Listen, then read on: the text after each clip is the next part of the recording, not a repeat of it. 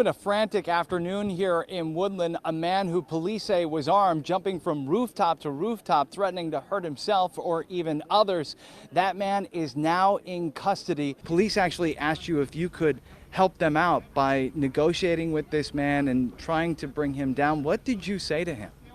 Well, I just told him, I was like, man, it's not worth it. There are scenes like this around the city. This is a North Highland shopping center where the parking lot looks a little more like a lake. Flurries have been coming down in waves here in the mountains. It's something that folks here are used to, with some of those propane tanks flying more than 50 feet in the air, one of them coming close to one of their engines. And you can still see some of those propane tanks right now. There's one in the parking lot next to two burned out cars. And so it's just so fortunate that tonight nobody was hurt.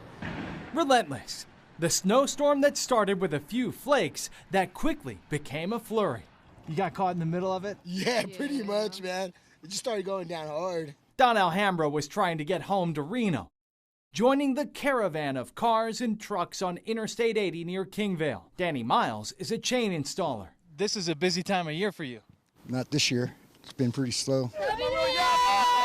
Despite these scenes of winter bliss at Boreal Ski Resort, it's been a slow start to the snowy season.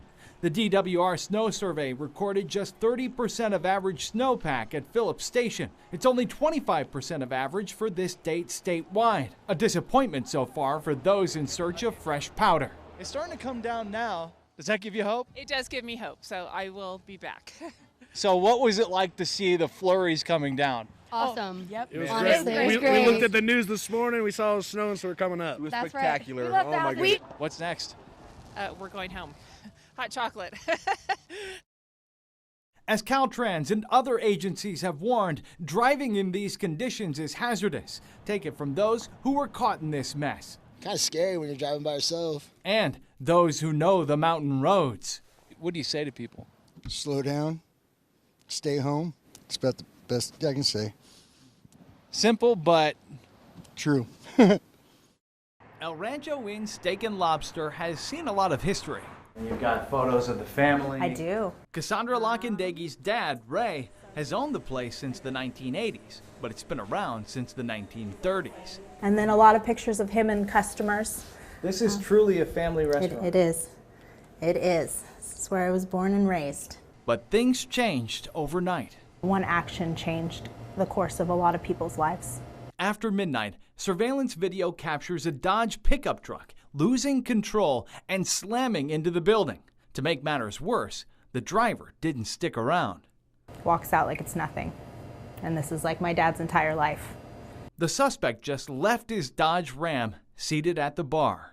When the truck came barreling through this wall, it took out a booth and slammed into the bar. You can still see bits and pieces of the wall and insulation alongside the busted and broken bar stools all over the floor. And yet somehow, amazingly, the bottles and glassware survived. All the liquor's here. The bar's open. Well, not really open, but... Fortunately, no one was inside at the time, and no one was hurt. But keeping in good spirits has been hard for Cassandra and her family, especially her dad. He's not very good. He's having kind of a hard time with everything because he put everything into this place. It's like his home. It is his home. And then there's the restaurant. To see it like this.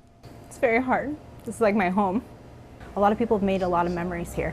If we can come back from this, what that looks like, we don't know.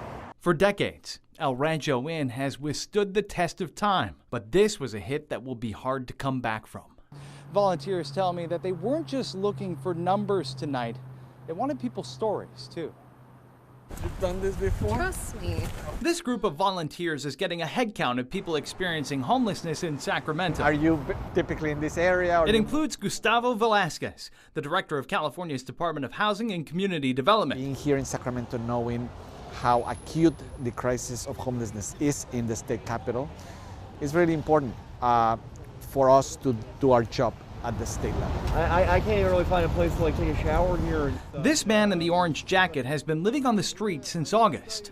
The more resources that he can find out, again, on food and a place to stay and where to shower, it's critically important, and I think he got that tonight. And how representative is his story of the stories that you have heard? very representative. Some 800 volunteers, college students to retirees, fanning out across Sacramento City and County for this year's point in time count. These areas. This is over in the Del Paso Heights area. Assignment in hand. This is then we first-time also volunteer Jay Cobb. Cards to give away free food. The information he and others here will gather will help inform federal, state, and local decisions about how to allocate resources to better address homelessness. There's no way we can help unless we know who's out there and how many. So this is just part of the, I guess I feel like it's part of the solution. Stay in school. Velasquez says his experience on the streets has reinforced his belief that the lack of housing is the single most important reason why people go unsheltered. People, they're going to spend the night under this rain, and it's just tragic, but it's also a reality check of the extent of this problem and how much people need to support the types of services that are around these people to get them out of the situation.